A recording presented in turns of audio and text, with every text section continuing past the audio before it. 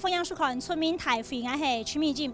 今日在世界新竹县政府召开第一百个专案小组的会议，来讨论新竹口号人气3期的开发计划啊。那为所主要系到竹东镇嘅头涌、二涌、三涌，还有口福里两岛啦哈。我来起团建设的面积就289公顷下架哦，所以看到两岛的农田啦，当到哎呀嘢来卖啦建设体的广告非常的多。其实了哦，那拖了32年嘞哦，那12年前村民台会是来两位讨论过。12年後，了期間，新竹縣政府了為了當地規劃而來開發了地方。到底了12年以後，了規劃單位嘅想法係乜嘅？鄉親想法係乜嘅？而村民台會本着良心，從了種證書嘅必要性，甚至國土計劃等等嘅方面來討論，也強烈關心。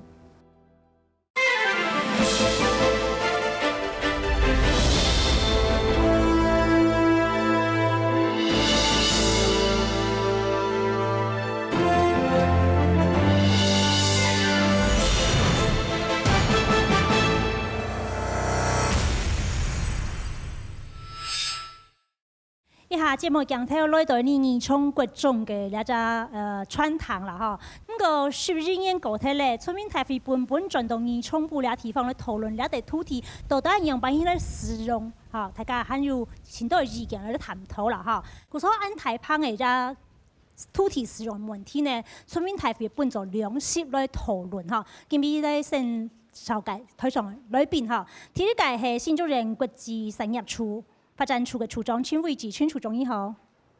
朱青英，還有各位鄉親，大家好。好，希望我哋處長。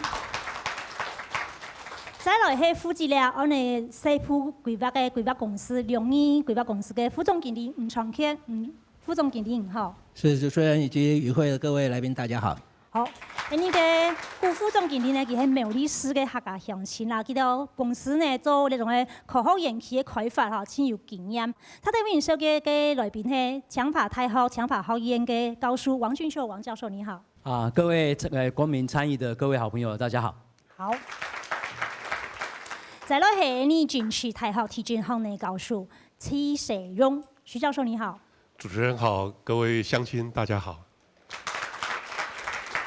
寬景憲保障基金會嘅律師郭宏儀郭律師你好。各位鄉親大家好。好。我現在看到了都市計劃，擬定竹東鎮工研院附近地區細部計劃案，佢係根據了都市計劃法第17條來進行啊，是根據都計法第17條。然面積呢，主要計劃嘅面積就453.84公頃安度哈。咁個具體了公安人了中心人氣啦部分呢，然後起團建設嘅面積係289.25公頃安度啦哈。計劃年期係民國125年而來完成，假使僅僅要做到嘅時間呢，咁樣是兩個地方，因為生產人口呢係23300安度啦哈，經過38年嘅時間安長咧，地方上嘅鄉親要當到冇同樣意見，我想先聽聽新聞記者鏡頭去了解一下。冇病出錯字啊！係識嚟哦，兩線嚟，就兩多錯啊！日頭忙，二重部嘅農民冇閒到幫手，甚至係種有機嘅無配農藥，直接阿姨田方見順見款，對新竹縣政府按山同良田進修做工業區，農民知道無法度了解。二重部、頭重部，大家農民啊一段段咧開到兩天，大家咧講咧講要按好嘅後自己呢個説，咁講咧進修。開工廠係啥東西？馬來美嘅工廠，一個工業用地相當多，幾多15億用，而嚟進修我哋嚟農田，實在是冇天良啊！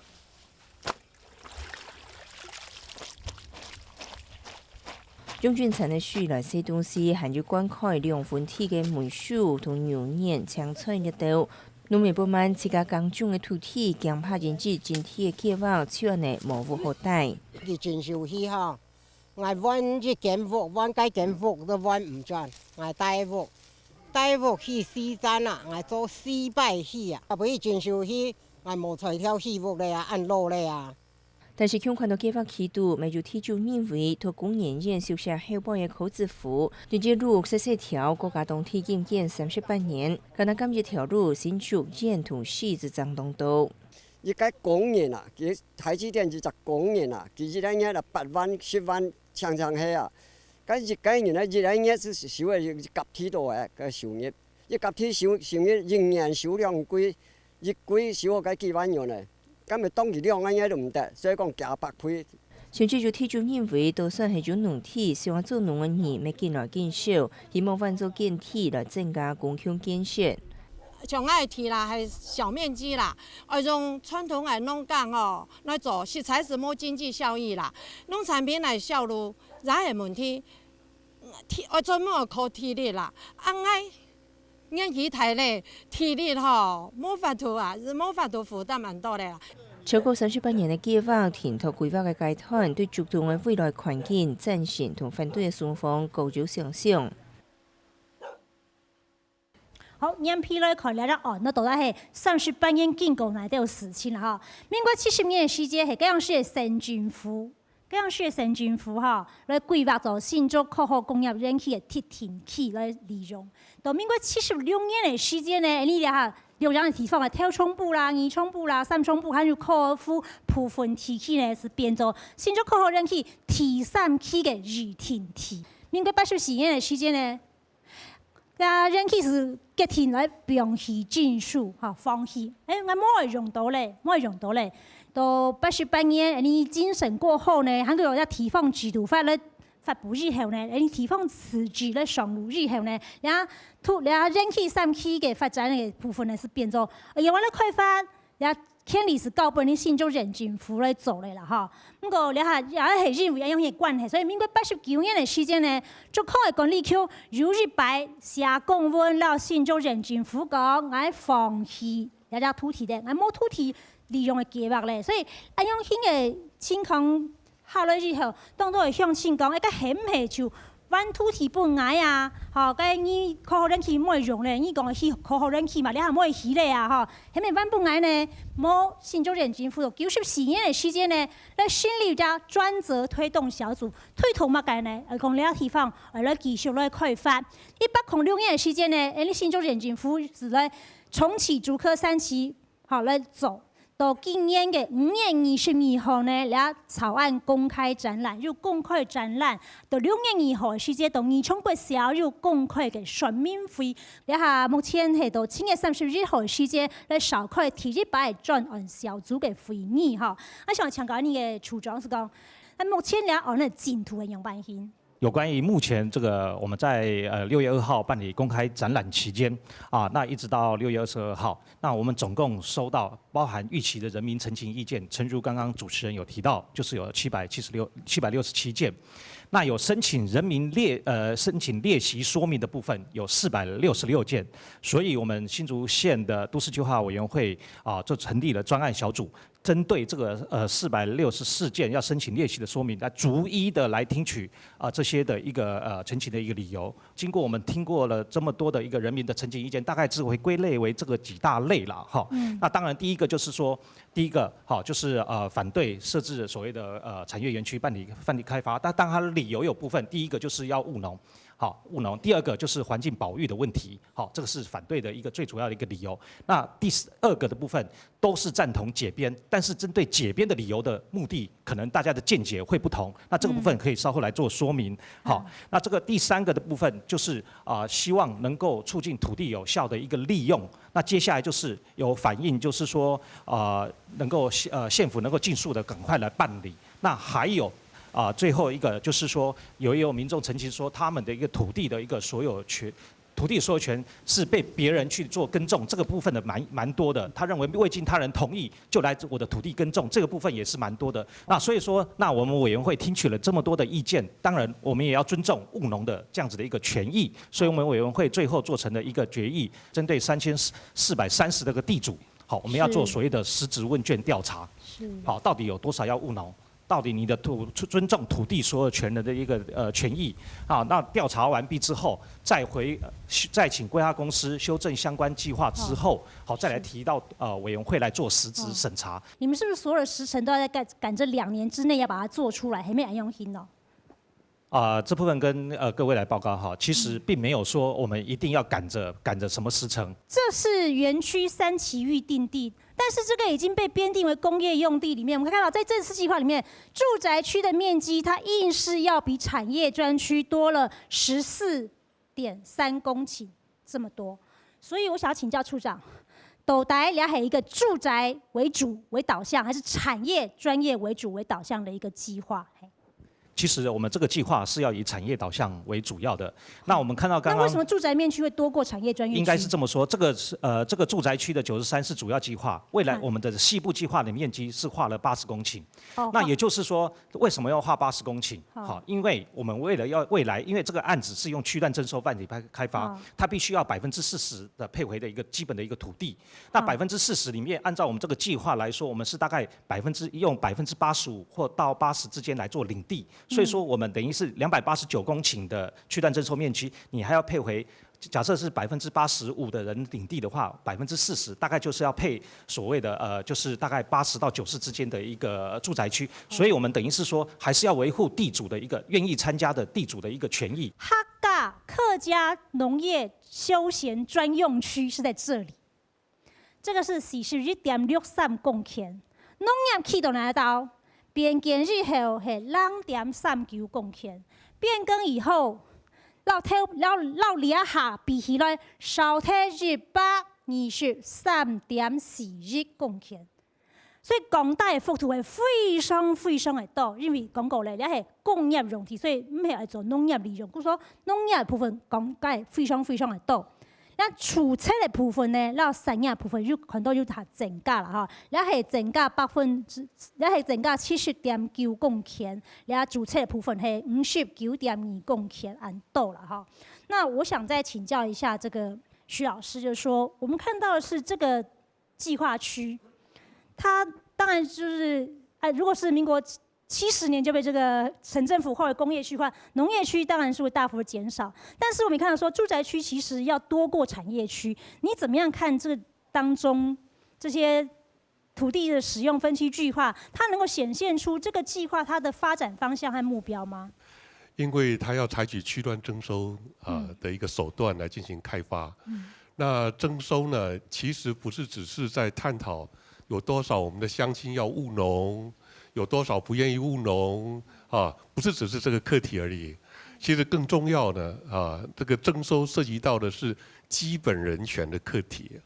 所以我想今天我们一定要抓到这个重点，因为不是只是务农与否的课题也就是这个征收有没有符合征收所必要的一些必要的条件，比如说公益性、必要性、比例性，最后的手段我们也必须要先谈这个。可是有很多乡亲说，我被限禁建38年，我权益大受影响，公部门这种公共设施投入也很少，我住在这边人权就很差。现在如果能够做好一点的开发，我可以享受好一点的生活品质，能够享受与时俱进的这种居住生活条件，他觉得 OK 啊。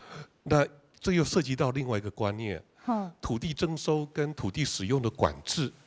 两个是不同的，征收是剥夺你的所有权，但是土地使用管制是没有剥夺你使用所有权，只是限制你土地应该做如何来使用，这个是两个观念上可能要把它分清楚的。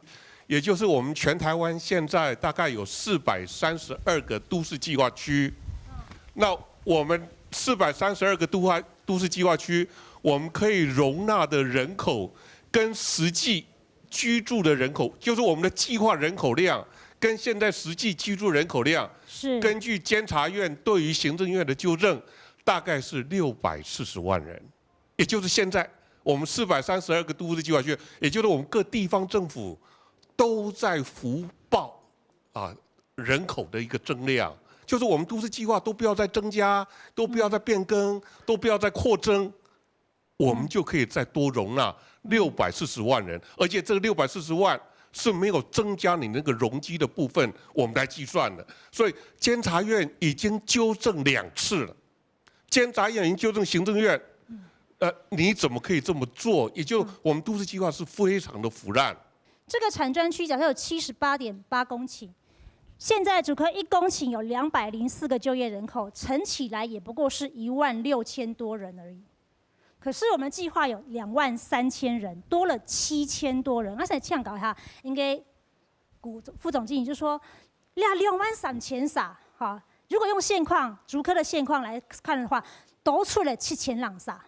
那你们是怎么推估这23000人的这人口？到底有没有像徐老师所做的是腐烂的一个计划？那我们这一个案子，它的一个估算的基础。是用竹科园区实际的一个统计的数字，换算它单位的那个产业人口面积，然后去做推估的。可是这不是竹科啊，我知道，它只是我知道。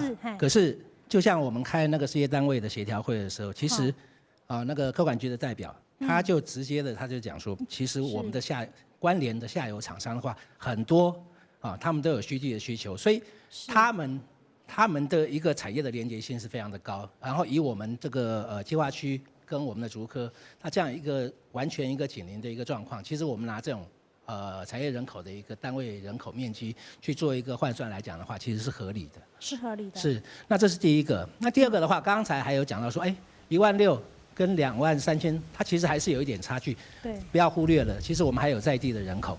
在这边，原本在地的人口，对，在地人口是要加计进去的。做靠3期的体制的部分，就要当从了信商团称，信商团称从信这个江林头到苗栗的头份，有28公里安长啊。这个新城断层有28公里这么长，记到104年，在104年的10月2号。它被中央的地质调查研究所列为什么呢？活动断层的地质敏感区，因为有这样一个地层断层在这边，我们更要去小心的规划。王教授，您这部分已经有想法是不是？果真我们跟人家不一样，因为我们拥有3条断层，这个是其他的都市计划区可能没有的。这什么意思呢？就是说我们有新竹断层。有新城断层，有竹东断层，还有大平地断层。其实有几个断层在我们附近。那这个什么意思？就是说，我们要不要把价值跟价格分开了？这个意思就价格，你们谈的是价格，我没有意见哦。价值，安全是不是一个价值？趋吉避凶是不是一个价值？客家文化就进来了，把客家文化的论述拿来做规划，我认为这个是第一点。我想要强调就是说，不要长得跟别人不一样了。因为我们有断层，我们干脆以地震共存亡的时候，说不定就会产生非常特别的趋吉避凶产业，那个就不是科学园区哦，那是完全不一样的产业哦，是一个全世界各地都需要的产业哦，就类似这样的想法，所以我们的产业就长得不会跟别人一样，所以这样的看法是第一点。第二点，地震在这里，地震一定会再来，保证啊，不必保证，我们都知道地震会再来，因为它是命不是运，所以各位。请各位不要把灾害当作运气，对不起，它一定会来。1935年4月21号，关刀山大地震，新竹地区这个地区死了3000多个人，然后12万人受伤，倒了17000多个的全岛。意思也就是说，80年了，超过80年了。当然有人说是1万年才会发生，对不起。它可能今天、明天就发生。这个地方其实地质还蛮复杂，可以请这古副总跟你们说明一下。那当地方咁最近都体制当不按定影讲嘛，做规划的时间，还没特别注意。好像这些断层经过的地方，也许就不适合拿来做住宅区利用。你们怎么规划的？县政府甚至他有委托台大地质系，他们在这边的话，实际的钻井它的总深度加起来的话在450公尺，他用非常严谨的方式，然后去研判跟了解说这个新城断层它到底是怎么样特性，然后反映在后面的规划等等该怎么样去注意。那所以在这个新城断层的周边至少我们这样套会新城断层它的位置以后，它的周边依照建筑技术规则，建筑法里面就有规定建筑技术规则它262条就规定得很清楚。如果你没有发生这个最大的那个震灾的一个统计上面的话，它没有超过6级以上的那个震度的话，它在断层带周边2侧各退30公尺，作为一个安全缓冲。所以在这个依据这个法规的一个精神跟原则来讲的话，所以断层带经过的周边，我们都是划公园绿地，就是避免这个开发建筑的行为免得说造成像刚才王教授这边所谈的像一些安全上的一些疑虑或问题。想了解老师跟高本你现场的详情了解台高。应该是说我们土地已经被限建了38年了，然后38年来政府没有任何的规划的公共建设，让在地的居民生活真的是十分落后。有好几点，第一个，房屋老旧漏水无法整修；第二个，许多家庭还在用井水没有办法使用自来水，然后呢，里面呢没有任何的公园或是休闲设施，尤其是中小型的医疗资源明显的不足。在这一方面，我们宪法最基本生存居住权啊，就已经被剥夺了38年了。那个道路甚至于农路过小，甚至于那个电线杆的电线杂乱啊，许多稍微大型一点的农机具都没有办法进入耕作，而灌溉设施的不健全、饮水困难，造成了耕作上的许多困难。年长者渐渐的无法耕作，那年轻人呢，因为耕作效益不佳而不愿意也不再耕作，纷纷离乡背井出外谋生。年轻一代的被迫搬离，剩下老人家独居在家。这你们可以想想看，这有多可怜、多痛苦。那土地一代一代的传承，越来越多的人持分啊。据我们所有统计的，380公顷左右就有将近3500多位的地主，平均每人持有1分多地而已，造就了现今的小地主、小农的耕作形态，完全不符合耕作的经济效应。现阶段的产业因为被限建的原因，皆以农业为主，如同前面所说的，不愿意及无法耕作，加上人口外移而造成弃耕、废耕及被代耕。如果是征收之后呢，经过完善的规划，还可以引进更多的其他先进产业，而不再只是农业而已。相对的人口外出的人口也会因为鲑鱼回流而增加，居民生活因为开发而变得更便利，工作机会也会增加。谢谢。好，谢谢。第二位先生。大家好。我刚刚讲一下那个3个断层的部分啊，基本上我们在2重都知道，我们一开始的起家错是红砖墙，红砖的透天错。如果说刚刚讲那些地震的部分呢，它能够就是有盖的疑虑，那我们过去那30几年的老房子是不是更有可能有那个危险？对，那其次呢，就是我针对那个民生用水和那个灌溉的用水的部分呢。基本上我们的用水绝对有个很大的问题，就是说我们是属于新竹县市的上游，那我们的水源是属于软桥过来的部分。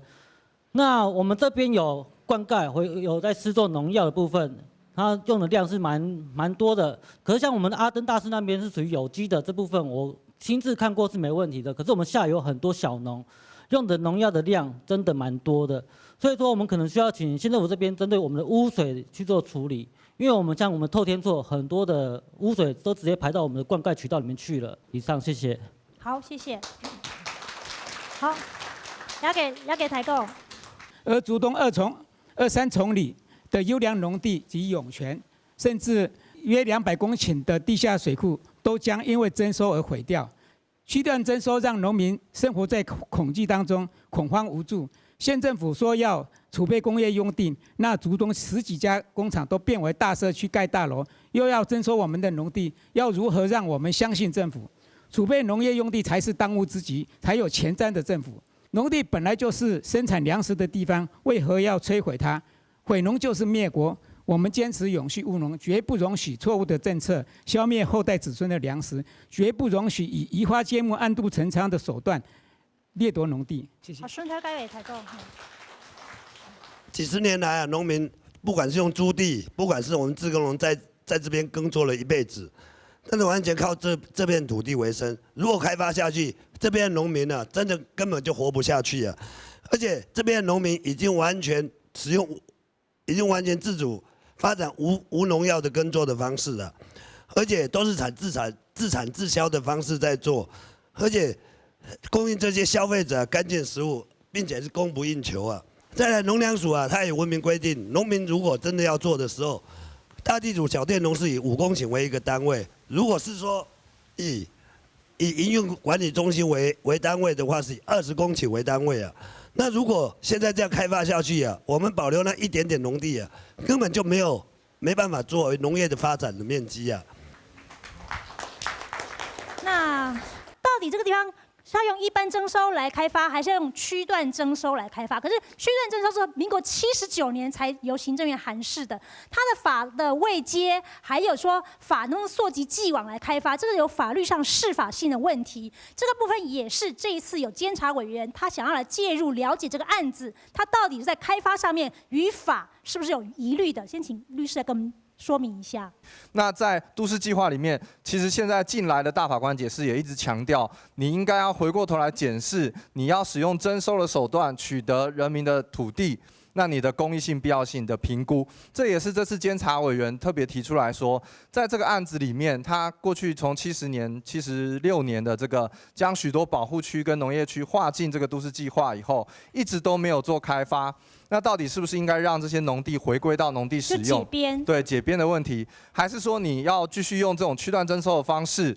那你的公益性跟必要性，这是这次监察委员提出来的第一个问题。第二个问题就在于说，他希望在整个的这个都市计划，我觉得这次包括这样子的节目这样的进行，其实都是都市计划进来一个很重要的转型的机会。民众参与的这个部分的规定。因为这次监察委员也非常强调，整个都市计划在于程序的公开透明，还有与民众沟通，还有对话的机制到底有没有形成，所以整个计划的重新规划来说，它的目的已经跟原先的开发科学园区的思维完全不同了。那它到底还是一个都市计划的变更，还是它根本已经是一个新定的都市计划？如果是这样的话，那么我们认为它在程序上应该要去做政策的环评。好，那我问一下处长。你认为做警测的翻拼吗？是的，有关于这个问题，其实我们认为说是不是要做政策环评，我认为说这个还有讨论的空间。为什么？因为这个计划并不是新定的都市计划，那这个计划其实就是从84。那要做个案环评吗？是要做个案环评，就所以说我们在98年12月14号的时候就已经有做那个环境影响评估，都已经公告实施。这个地方也是宝山水库的集水区，它是1级的生态敏感区域，它也是2级的生态敏感区域是什么？它是新竹县市的自来水的水质水源保护区，它是这样一个生态敏感区域。在国土计划法里面就告诉我们说，如果你针对未来的发展需求有需要的话，可以划设所谓的城乡发展区。这个区域是不是就在城乡发展区里面？但是即便是这样子做呢，你也要审慎评估，避免使用优良农地和避开所谓的生态敏感的这些区域。我想请教一下徐老师，这个案子里面，就法来讲，现在更上位了全国国土计划跟国土计划法来看，确确实实有一些部分是存有疑虑的。您有什么样的建议吗？那今年4月30号，全国国土计划已经公告实施。未来这2年到4年当中是最关键的时期。因为直辖市跟县市政府未来将实质拥有权利来进行4大功能分区的分类，城乡发展区，对，城乡发展区、农业生产区、国土保育区，还有一个海洋保育区，这4个区域未来实质都掌握在县市政府的一个手里。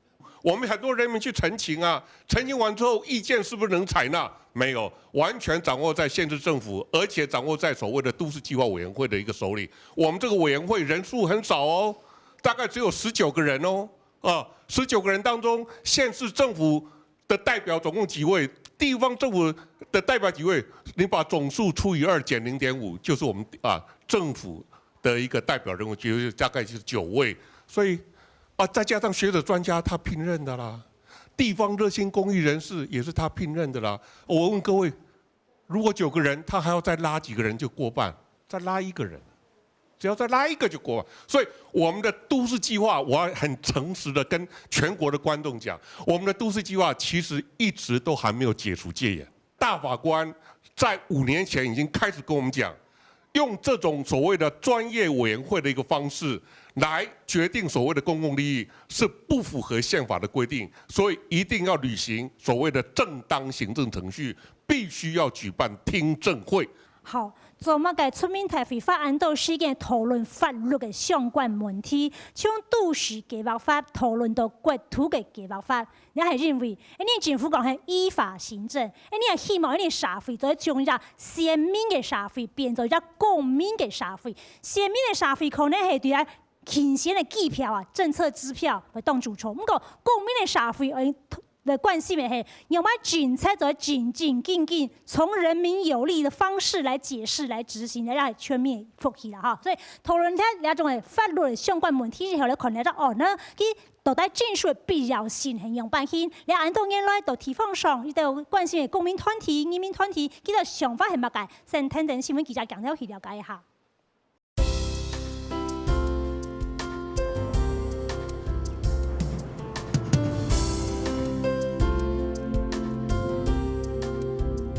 接住因政府按上頭觸動2重鋪同3重鋪，規劃觸動進攻沿線同福圈地區、鐵天區主要計劃。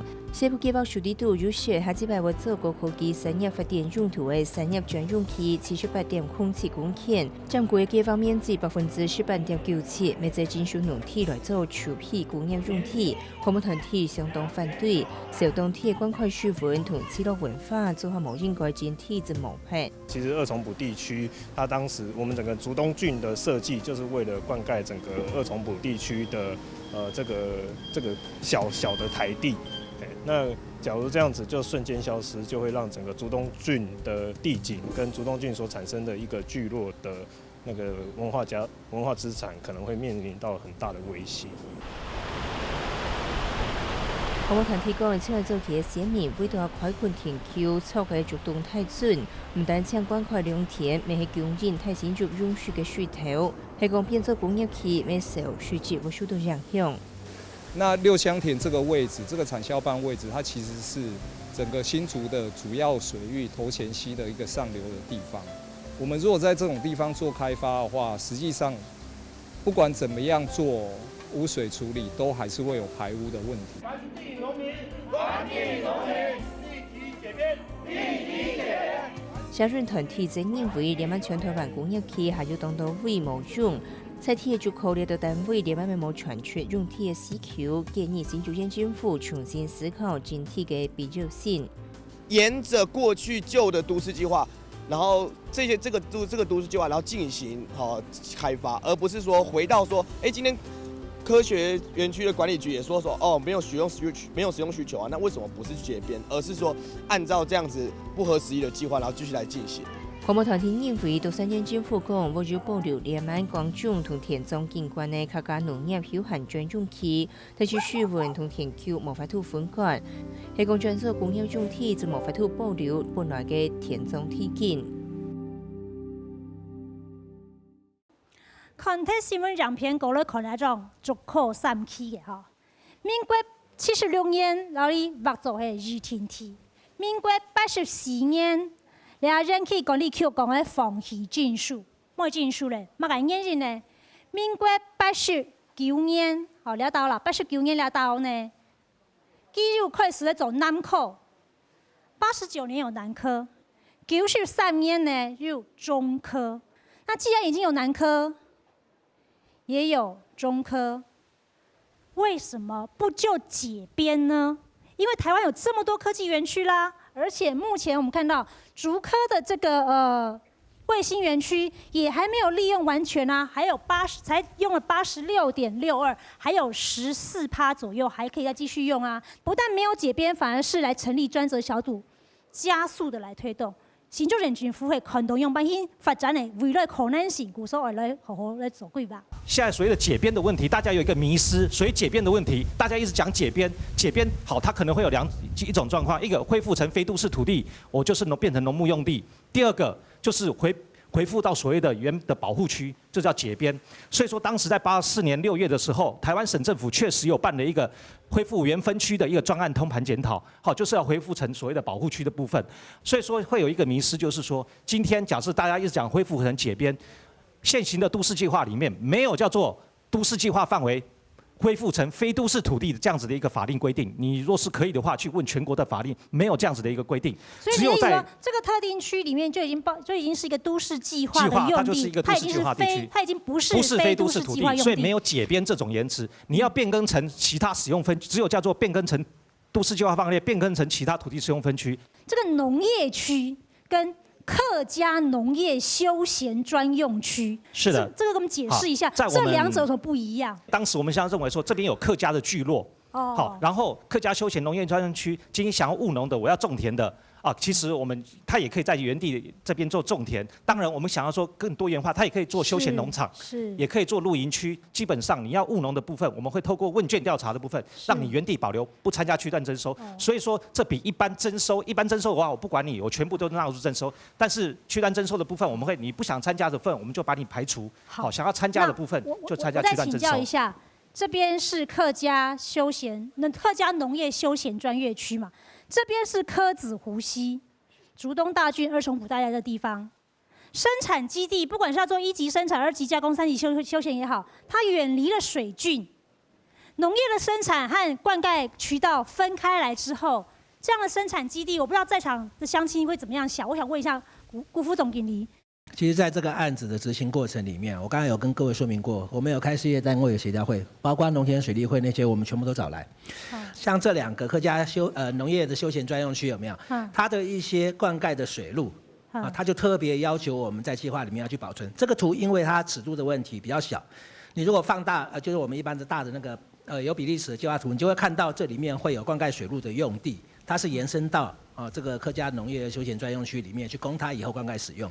那我想再请教一下律师，刚刚我们的处长讲说，就解编不是这么容易，因为他在民国70年的时候，他就已经被划为是这个特定区，都市发展用地不可能再解编回到所谓的农业使用，所以在解编上面有没有是也存在着法律的相关的疑虑？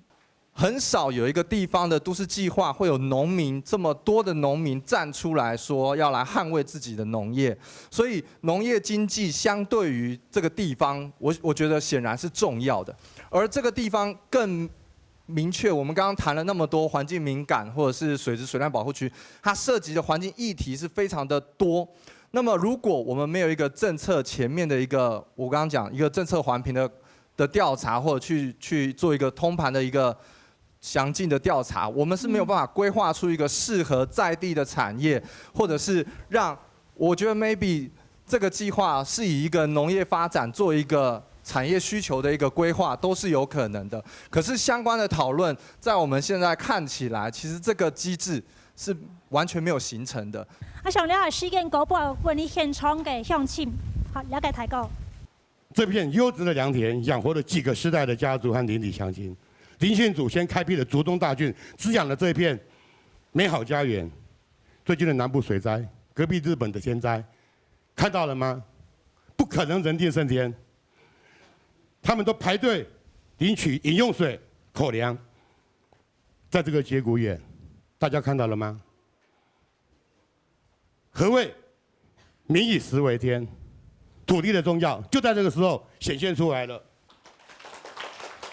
好，那旁边这位小姐，在我的记忆中啊，不管哪一任的县长，都一直在打这片土地的主意啊。从最早的什么竹科3期计划案，到现在的开发案，30多年来，乡亲们啊，只要收到县府的公文，就心惊胆战的，干嘛干？干土地我们政府穷去呀，那种日子很难熬，你们知道吗？那种内心的纠结很磨人，30多年呢。还有人记得2010年叶树凯道成群吗？这些长辈们都几岁了，睡在那么热的柏油路上过夜，就为了成群保卫自己的家园。可是他们的年纪呢，都年过半百了，应该是要在家里含饴弄孙的。可是为什么屡屡走上街头？还有一些老人家根本等不到他守护的家园，就一一离世了，这情何以堪？难道一定要抢夺我们的土地去开发？一定要这样子吗？没有办法还给我们一个比较安心过日子的生活吗？谢谢。好，谢谢。好，那这边这位大哥，这个被定义为工业区，常年废耕的人数啊，占了绝大多数。那这个结果是什么？这个河那个所有排水郡啊，都像我的田，我如果碰到缺水期要轮灌，我从水源头放到水要2个小时，每年都要去疏浚那些水沟啊，这些一点效率都没有啊。而且还要人在守候每一个分郡的口，怕被别人截留。这个田是种得这么辛苦，有道理吗？有道理吗？那么还有一些土地啊，因为我们是跟着有其田来的土地，没有被计划，造成有地无路。以前的地啊，是牛牵得过就可以种的，那现在呢？是尾变尾太累啊，牛牵唔落去啊，莫讲机器来落去啊。所以摸走农体冲吧是这样。嘿啦，没有农地冲吧。讲重要，讲就讲辛苦咯。你讲了，你要么给土地嘛，系冇咯？所以你下小农啊，吼，你代代相传，小农十分多，冇个经济效益的啦，吼。我从三张面上来讲，第一张面上按照你农耕条件的不足。天灾条件按照交通混乱，居住条件太差。我哋看看啦哈，你就有限的人来种起路款，不点来起啊。两条路啊，赤到死死啦，足多我出门都靠人去啊。我提早一点钟出门，我提早一点钟。地方的共享建设啊，从年冇啦哈，那第三点完全冇。第三张面上按照产业需求，产业需求啊，头摆足多啊。全省3台景致机的，以前呢互相聚甲是满街都是，你想来就种落后的有俩乡土啊，哪有可能哦？你讲呢？哎，顺头改比心上，顺头改比心上。我想刚才那声音很大，这个错误的政策比贪污更可怕。我相信这个都对啊。那何不借由这次的机会？彻底的一次解决我们竹东长久以来县建38年，我们所受的，包括你我这边通通立场一致，我们所受的痛苦，为什么不借由这次的机会，一次彻底的来把它解决？第一个很重要的，有没有听到我们乡亲乡民的意见？我觉得事情很简单呢。你告诉我，所有地主有3400个问卷调查，你不要种的，你赞成征收的，全部举手啊，一个一个来啊。你希望保留的，那保留县府这边也尊重啊，他不是也保留，也不会影响你的自己的意志，让去说啊，我要耕作，我要民以食为天，我要保留祖先留下来良好的农田。这个县府也尊重，我们也保留，让这些其他愿意配合县府征收的人，我们全面的大家都相互尊重，相互的来支持，让这个所有的事情能够很圆满的去处理，然后皆大欢喜，不是很好的吗？你说是不是呢？谢谢。黄教授。看到自己的家乡常年的发展停滞，公共的设施投入的基本不足，所以他们生活品质低落，交通问题或者是居住问题都无法解决，使得他们会觉得说，我经过38年的委屈之后，我觉得我要有条件来支持开发。可是也有人认为说，经过了38年之后，我还是认同我祖祖辈辈留下来的生活方式。竹科究竟如何影响着我们这些3期预定地的乡亲？这里面您看到什么样的这种情节纠结在那边？国家、资本家跟住家3个全部都是环境破坏3大家，这个意思也就是说，住家也是其中一个啊。可是重点是那个国家的格局要能够起来，否则依法行政真的会变成依法破坏环境。目前是这样的情况，所以我们希望。资本家也站出来，比如说赞成产业的人，他应该有社会责任，把好水产业变成我们新竹县的产业，就是创造好水，它是不是个产业？当然是个产业啊。科学园区也可以做这个事情啊。类似这种的想法，如果可以一起来，我们还是主张啊，希望大家一起好，因为这个是一个好的机会，可以重新归零、重新出发的可能性，说不定是在这个地方可以产生。好。那我想我们最后临时动议再开放给现场的乡亲。好，那这位大姐，三重埔的地是先父克勤克俭买下来的土地，当初获悉园区移转给县府时，我们才能办理土地过户手续，却被用工业用地课征高额的赠与税。前几年，我们更是用接近市价的价格补偿佃农，收回375租约的田地。如今好不容易盼到县政府重启竹东暨工研院地区土地规划，没想到在我们不知情的情况下，将我们家族的土地规划为客家农业休闲专用区，且不得区段征收。我们包含我们子孙都不是务农，对这块土地无法善加利用。我们恳切地希望县政府办理全面征收，繁荣竹东经济。谢谢。好，施梦亮给台阶。好，那前面这位。格局决定结局。什么叫做格局？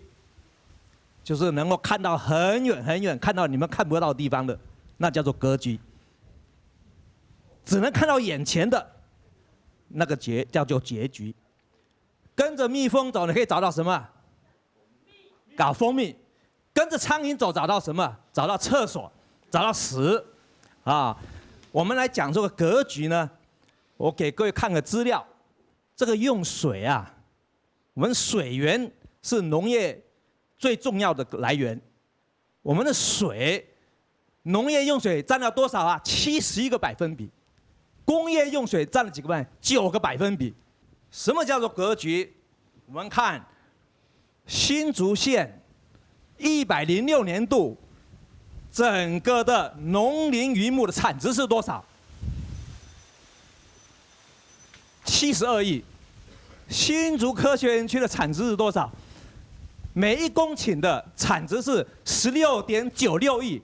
相同的呢，我把它换算成新竹的农业产值，1公顷只有67万而已。所以说呢，我们发展这种高科技的产业啊，1公顷的地是2522倍于农业。所以说格局在哪里？格局就是在发展产业，创造出2225倍的产值的这种的效益，这就是格局。好，那这一位。这个都市计划，它在产业用地需求的问卷调查当中，它竟然是引用91年的问卷调查。那个问卷调查内容也说了，厂商是在3年内，也就是94年以前有用地需求，所以到底有没有产业会进驻这个都市计划，这是质疑的。如果说30年前大家都觉得自己的土地被限建、被限制，觉得自己的权益被受损的时候，也许我们应该讨论的是，我们可不可以向县政府申请国赔来求偿，而不是让一个错误的都市计划、没有规划好的都市计划让它继续下去，然后来剥夺我们背后这些农民的财产权、他们的土地、他们的房子啊。还有旁边那位年轻的先生，哎，对。那我在了解各方立场之后，我觉得新竹县政府应该有5个疑虑啊，要向民众来回答。第一个要规划给高科技产业的用地，为何6月的时候我问竹科管理局，那副处长亲自跟我说，这个跟竹科没有关系。那4月科技部的时候也说，他们不会为了 AI 产业去征收水源地哦。那科技部跟竹科管理局都不愿意背书的情况下，为什么新竹县政府要一意孤行？背后到底还有什么不为人知的动机呢？第二点。79公顷的数字是怎么计算的产业到底需要多少土地？新竹县政府有再重新去做符合现状的严谨调查评估吗？根据今年8月14号科管局公布的资料，距离这边半个多小时、不到1个小时车程的这个铜锣园区还有47%，也就是34公顷的土地是闲置的。那这样大量的土地的闲置，如果真的有产业需求，不是应该要先从这既有的34公顷的园区的闲置土地来规划利用吗？行政院去年11月就公布了产业缺地问题的3个解决方式，配合立法院去年跟今年2度修法，建立强制拍卖的机制。所以根据行政院的统计全台闲置的公私有产业用地有1395公顷，已经可以满足经济部预估2022年台湾还需要1266公顷的产业用地。谢谢。谢谢。那我们现在就请这个陈处长来告诉我们说，到底产业的需求有多少？刚刚有说过。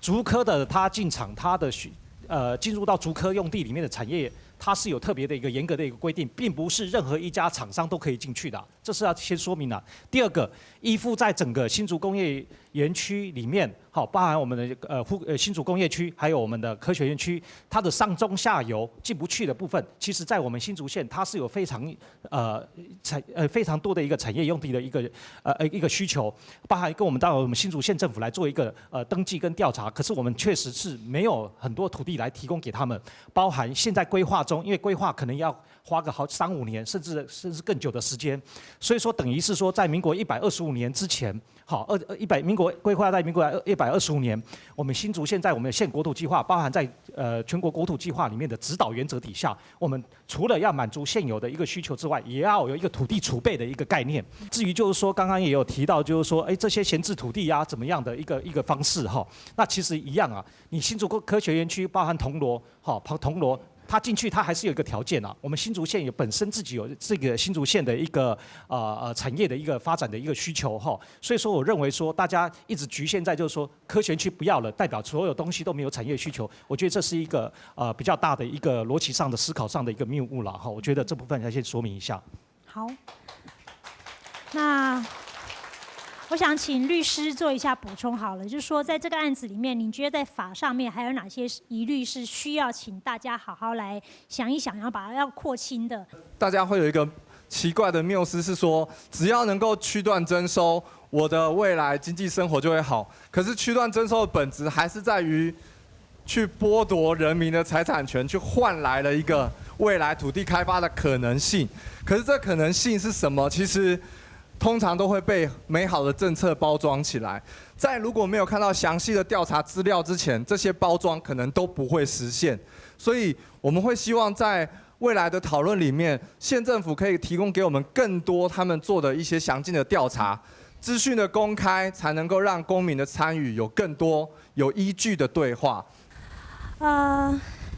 近期俩公开展览嘅说明书地位资料，你都会看到啦，是讲。这当时人口老化指数呢是83.67啦，你嘛意思呢？这当的人啊，当老咧，使出去后生人使出去倒，才替老人家紧来紧老，所以这当向亲当老隔壁的族别比起来啊，是因为讲，我认为咧足可三去限制我创年嘅38年样发展，故所我咧哈这当边上族别，希望借了机会。主动走在变过族别，这是主动人一个很纠结的心情。但是很每日听用样方式来开发呢，今比人所先做那种开发的相关的讨论，和礼拜嘅技术讨论，到国土计划法下边来看，和个环境嘅污染等等来看这些问题。请下个礼拜持续收听村民台北新闻台噶，谢谢。